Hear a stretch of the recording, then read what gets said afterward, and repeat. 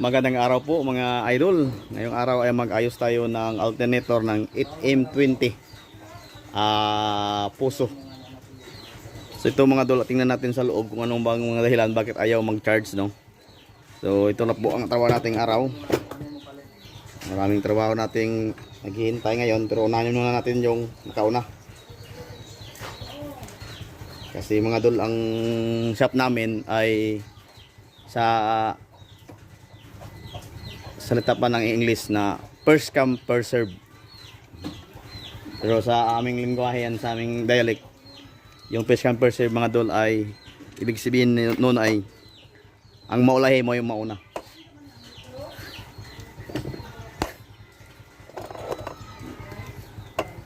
So tanggalin natin itong apat na tornilyo.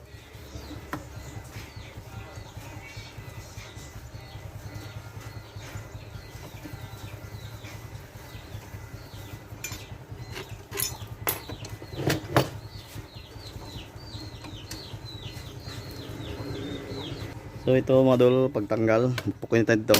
Ayan o, madali naman lang. Okay. Naku, hindi pala madali. Yan, buskig mga dol. Ay. Ayun. Nadurog. Yun pala ang dahilan mga dol bakit nasira yung alternator.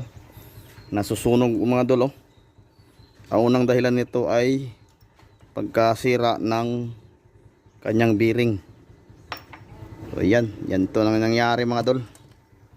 Pagkasira ng bearing, sumayad yan.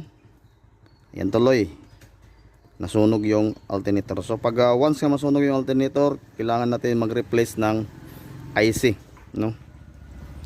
Lipis agad tayo ng IC kasi apektado yan pag masunog tong una po yan nagre-react, or una po yun nasira kasa dito, no? Kasi yung IC regulator yan po ang nagko-control kung mag-charge ang alternator.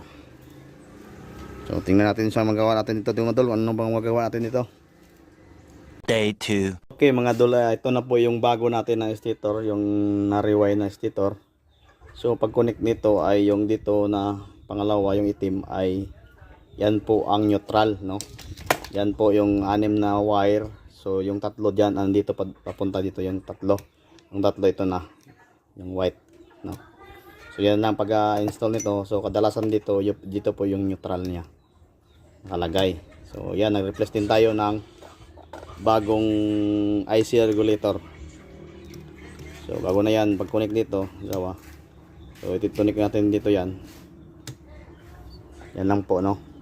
So pagkatapos connect, balik na natin doon sa kanyang sa sasakyan o sa kanyang engine.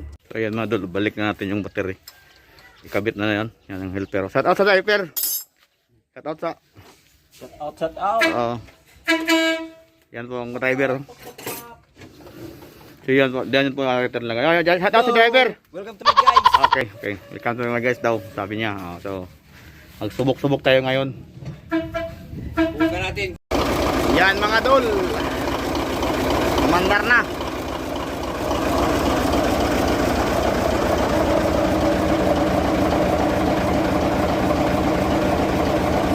Pag maka-RPM tayo mga tol, matataas yan po yung voltahe niya. RPM nila sir, sir.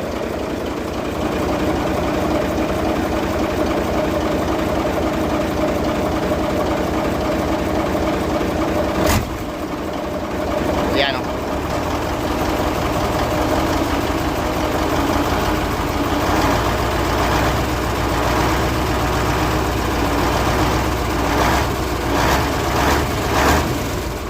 Okay. Maraming salamat. Shout out lahat. Yan o. Okay.